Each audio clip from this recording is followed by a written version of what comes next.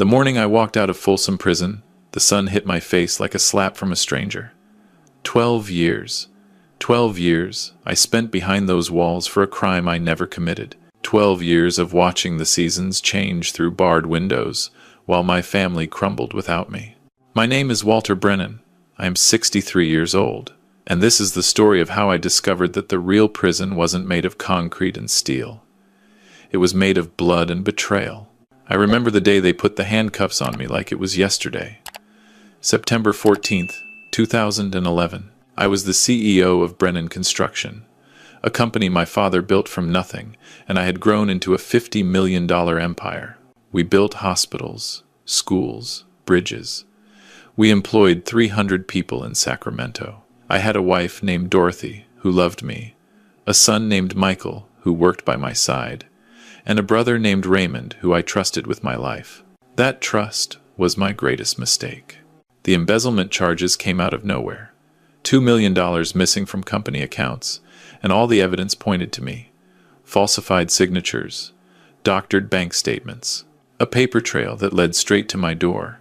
My lawyer said it was the most sophisticated frame job he had ever seen. The jury didn't care.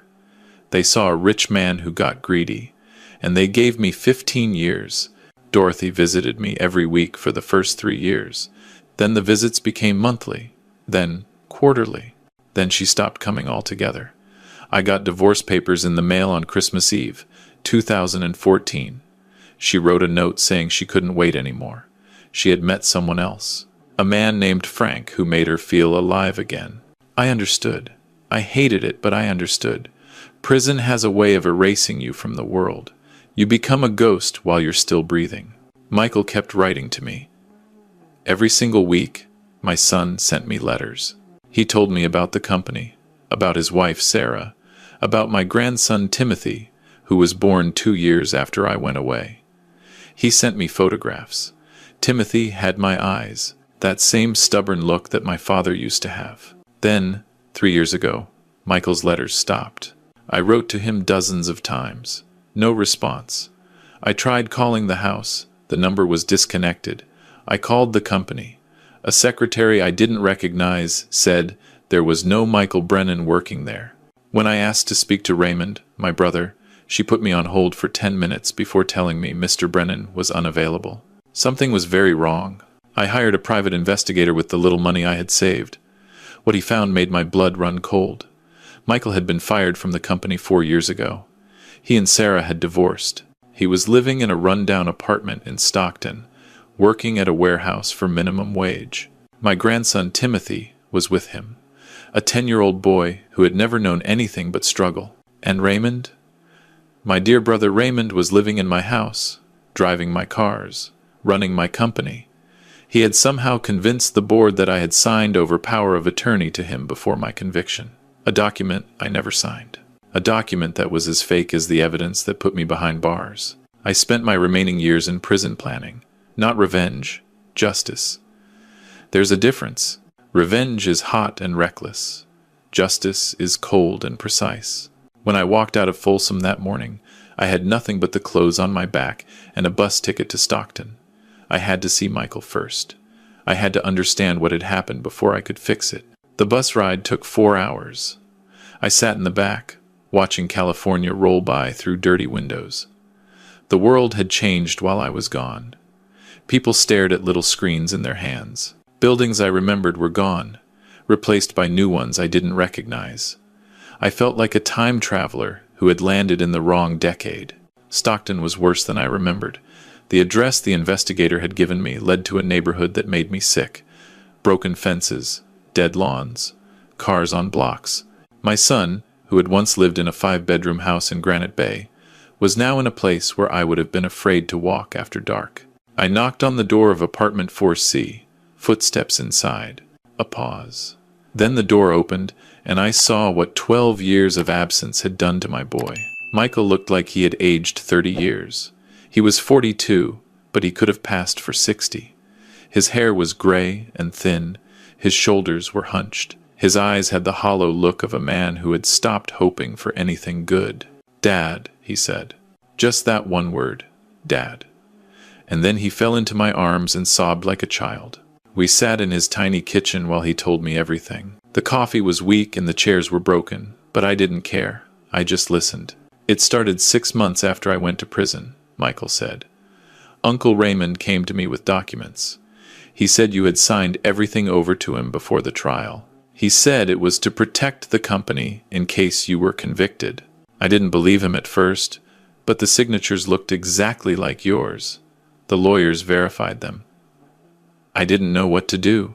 What happened next? I asked. Raymond said I could stay on as a regular employee. He promoted some of his own people to management. People I didn't know. They started squeezing me out, making my life hell, finding fault with everything I did. 3 years ago, they fired me for cause. Said I was stealing equipment. It was a lie, Dad. I never took anything. I know, son. I know. Michael wiped his eyes. Sarah couldn't take it anymore.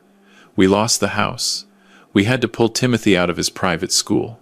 She said I was a failure. She said she didn't sign up for this life. She left and went back to Oregon. She sends Timothy a card on his birthday. That's it. Where is Timothy now? I asked. School. He's a good kid, Dad. Smart, but he's angry. He doesn't understand why his life is the way it is. He asks me why we're poor when other kids have everything. I don't know what to tell him. I reached across the table and took my son's hands. They were rough and calloused. The hands of a man who had been doing hard labor. I'm going to fix this, I said. How? Raymond has everything. He has lawyers, money, power. We have nothing. We have the truth. And we have something else he doesn't know about. What's that? Me. He thinks I'm a broken old man who just got out of prison. He thinks I'm going to crawl into a hole and disappear. He's wrong. I spent the next 3 weeks gathering information. I didn't go to Sacramento. I didn't announce my presence. I was a ghost, and ghosts don't knock on front doors. The private investigator was named Marcus Chen.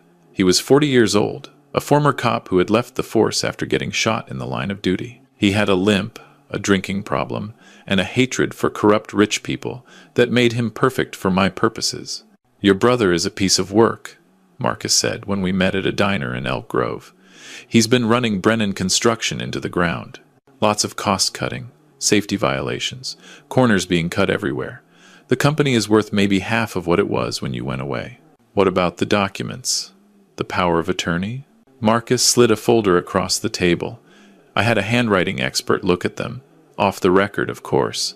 He says the signatures are very good forgeries, but they're definitely forgeries. There are microscopic differences in the pen pressure and stroke patterns. A good expert could prove it in court. What else? Your brother has a weak spot.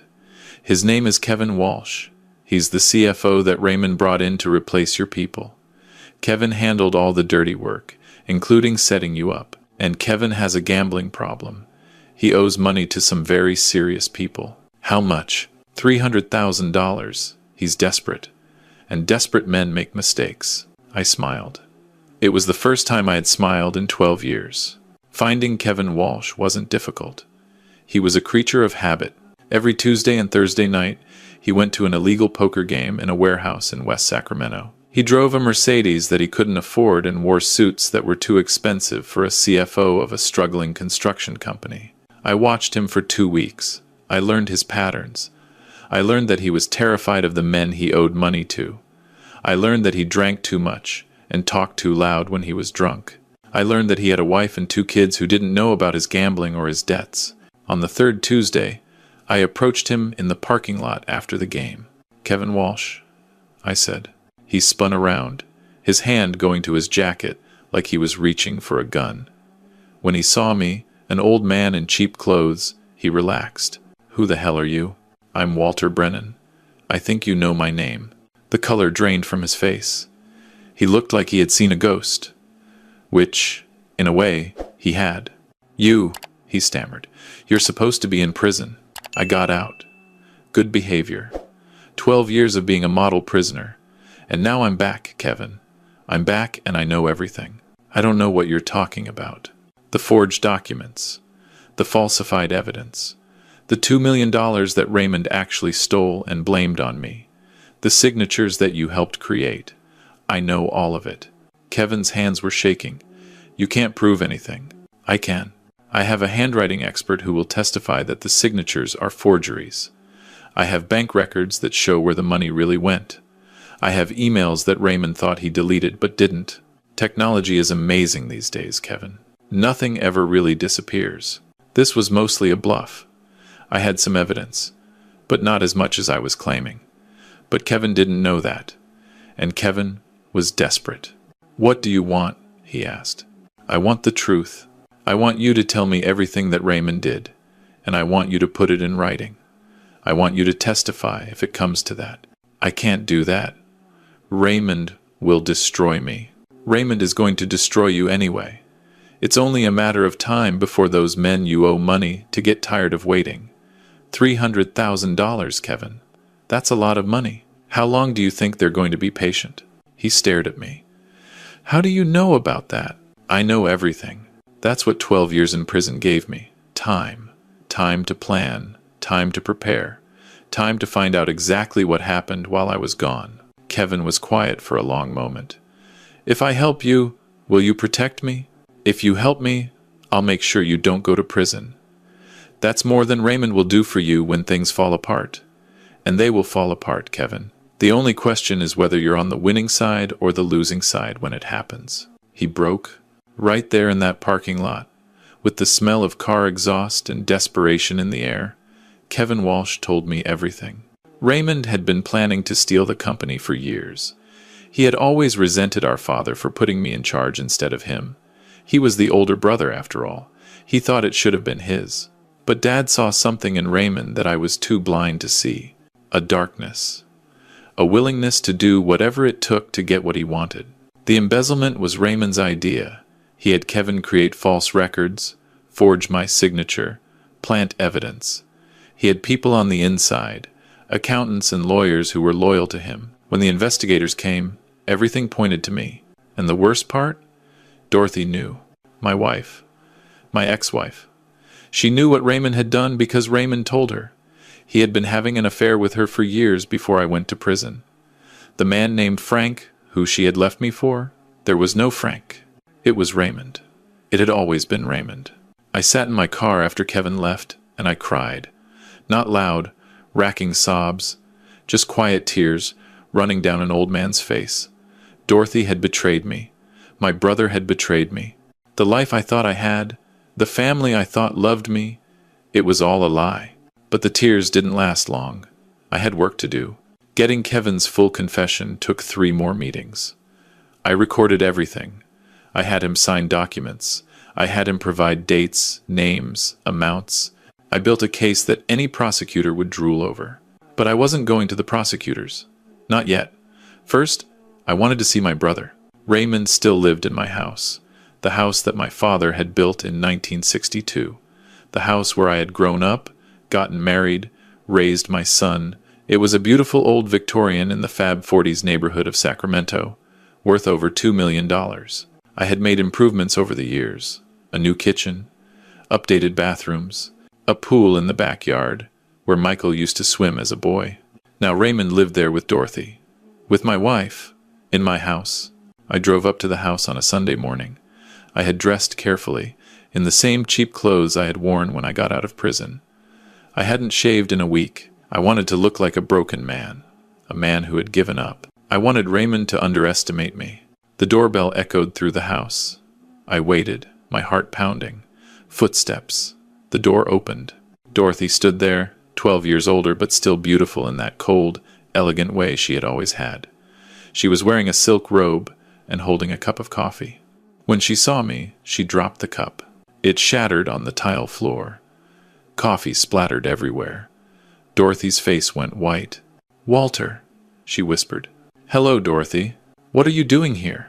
"I came to see my brother." "And my house? This is still my house, isn't it? Or have you managed to steal that too?" Raymond appeared behind her. He had gotten fat. Success and stolen money will do that to a man. His hair was thin, his face was soft, and his eyes had that same calculating look they had always had. The look of a predator. "Walter," he said smoothly. What a surprise. I heard you were getting out, but I didn't expect you to show up here. Where else would I go? This is my home. Was your home? Things have changed, little brother. I'm afraid you're not welcome here anymore. I let my shoulders slump. I put on my best defeated expression. Raymond, please. I just got out of prison. I have nothing. No money, no place to stay, nothing. I'm not here to cause trouble. I just want to talk. Dorothy started to say something, but Raymond cut her off. Let him in, he said. I want to hear what he has to say. They led me into the living room. My living room. The furniture had been changed, the artwork replaced, but I could still see the bones of the home I remembered. The fireplace where Michael had hung his stocking at Christmas. The window seat where I used to read the newspaper on Sunday mornings. The corner where Dorothy and I had put our first Christmas tree. All of it taken from me.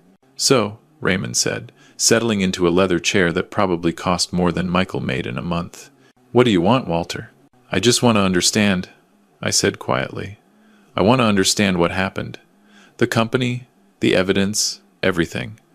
I had a lot of time to think in prison, and none of it made sense to me. Raymond smiled. It was the smile of a man who had won and knew it. What's to understand? You got greedy. You stole money from your own company. You got caught. I didn't steal anything, Raymond. The jury disagreed. The jury was shown false evidence. Forged documents. Manufactured proof. Raymond's smile faltered slightly. That's a serious accusation. I looked at Dorothy. She was sitting on the couch, her arms crossed, her face unreadable. And you knew, I said. You knew what he did, and you went along with it. You were sleeping with him while I was still your husband. How long, Dorothy? How long were you betraying me? She didn't answer. She just stared at the floor. Raymond stood up. I think you should leave, Walter. You're clearly delusional. Prison has damaged your mind. I've been collecting evidence, I said calmly. I have Kevin Walsh's full confession, signed, witnessed, and recorded. I have financial documents that trace the stolen money to accounts you control. I have emails you thought you deleted. I have enough to put you both in prison for the rest of your lives. The room went silent. Raymond's face turned red, then white. You're bluffing, he said. Am I? I pulled out my phone and pressed play on a recording. Kevin's voice filled the room. Raymond Brennan approached me in 2010 with a plan to frame his brother for embezzlement. I helped him create forged documents and false bank records. In exchange, he promised me the CFO position and a percentage of the profits. Everything I'm about to describe is the truth, and I'm providing this statement of my own free will. I let the recording play for another 30 seconds, then stopped it. There's 4 hours of that, I said. Names, dates, amounts, everything you did, laid out in detail. And Kevin isn't the only one I've found. You made a lot of enemies over the years, Raymond. People who were happy to talk once they knew someone was finally listening. Raymond looked at Dorothy. She looked at him. In that moment, I saw their relationship clearly for the first time. It wasn't love. It was partnership. Two people united by greed and guilt. What do you want? Raymond asked. His voice had lost its smoothness. Now he just sounded desperate. I want everything back. The company, the house, my reputation. I want you to sign a full confession and turn yourself in to the authorities. I want Dorothy to sign away any claim she has to my assets. And I want you both out of my life forever. That's insane. I'm not going to prison. Then I release everything to the media and the police.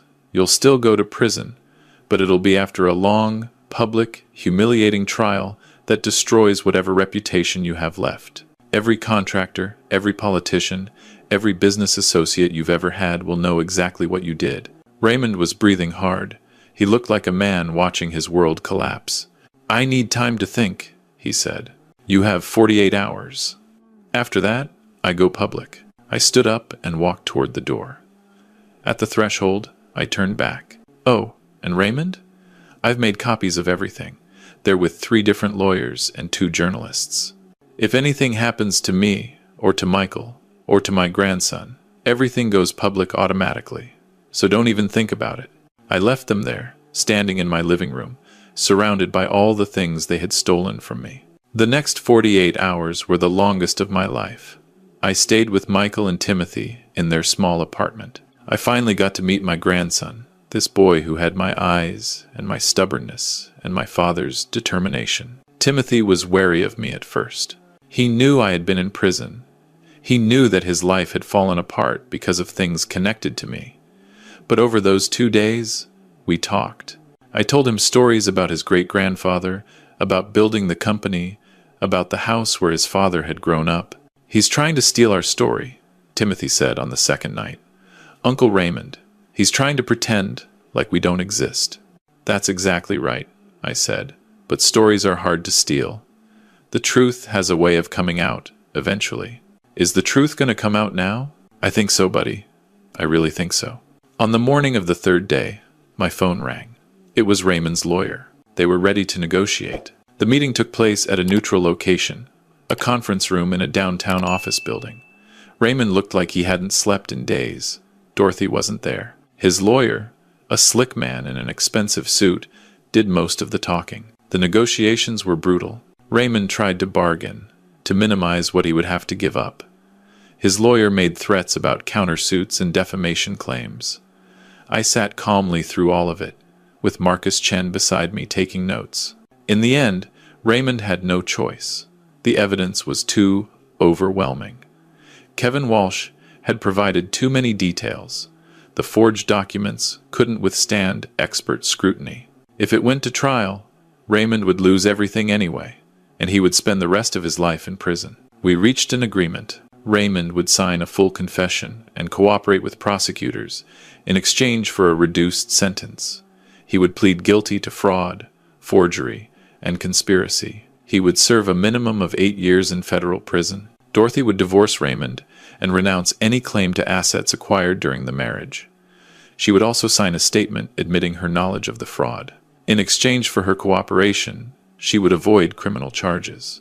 All of my assets would be returned to me, including the company, the house, and all financial accounts. Michael would be reinstated as COO of Brennan Construction with back pay for the years he was wrongfully terminated. And Raymond would personally apologize to me, to Michael, and to Timothy, in writing and on video.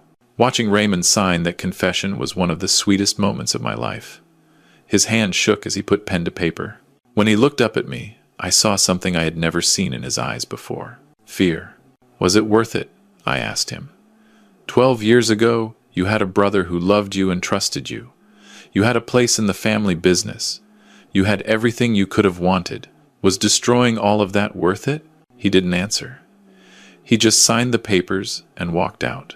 The next 6 months were a whirlwind. Raymond's arrest made the news. The story of how he had framed his own brother was covered by every major outlet in California. I gave interviews. I told my story. I made sure everyone knew the truth. Brennan Construction survived. Barely. Raymond's mismanagement had left the company in bad shape, but there was still a core of good people who had stayed loyal to the Brennan name. With Michael back in charge and fresh investment from partners who believed in us, we started to rebuild. I moved back into my house. It felt strange at first, sleeping in rooms that had been occupied by my brother and my ex-wife, but slowly, I made it mine again. I took down the artwork that Dorothy had chosen and put up family photographs. I replaced the furniture that Raymond had bought with pieces that reminded me of my father, of my childhood, of better times. Timothy came to live with us. Michael and I agreed that the boy needed stability, needed family. He enrolled in a good school. He made friends. He started to smile again. Michael and I rebuilt our relationship. The years of separation had created distance between us, but blood is thicker than time. We worked side by side during the days and had dinner together at night. We talked about the past, about the future, about everything we had lost and everything we could still build. 1 year after I walked out of Folsom Prison, I stood on the balcony of my house and watched the sun set over Sacramento. Michael was downstairs, cooking dinner. Timothy was doing his homework at the kitchen table.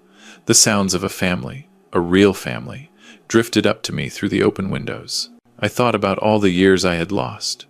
12 years of my life, stolen by my own brother. Years I would never get back. My son's wedding, my grandson's first steps, holidays and birthdays and ordinary Tuesday afternoons. All gone. But I also thought about what I had gained. The truth. Justice. A second chance to be a father and a grandfather. The knowledge that the people who had betrayed me had paid for their crimes. Raymond was in prison now.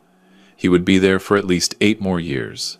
Dorothy had disappeared somewhere, fled to another state to escape the shame. Kevin Walsh was cooperating with authorities in exchange for immunity. His gambling debts paid off, his family intact but forever changed. And I was here. 64 years old, standing in my own home, surrounded by the people I loved. The past was painful. It always would be. But the future was mine to write. Timothy's voice called up from below. "Grandpa, dinner's ready." I turned away from the sunset and went downstairs to join my family. The story wasn't over. It never really is. Raymond would get out someday, and there would always be people who believed his version of events. The company faced years of hard work to return to its former glory. Timothy would have questions as he got older, difficult questions about family and betrayal and forgiveness. But none of that mattered in this moment. What mattered was the smell of Michael's cooking, the sound of Timothy's laughter, the warmth of a house that was finally a home again. I had lost 12 years, but I had eternity in front of me, and I intended to make every day count. If you're watching this, and you've been wronged by someone you trusted, I want you to know something. Justice is possible. It takes patience. It takes planning. It takes the courage to keep fighting, even when everything seems lost. But it's possible. My brother thought he had won. He thought that money and power and fake documents would protect him forever. He was wrong. The truth has a way of surfacing, no matter how deep you try to bury it. I am Walter Brennan. I spent 12 years in prison for a crime I didn't commit. My brother stole my company, my house, and my wife. He tried to destroy my son and my grandson. He failed. And if anyone watching this is facing a similar battle, take heart. Keep fighting. Keep gathering evidence. Keep believing in justice. Because in the end, the truth always wins. Always.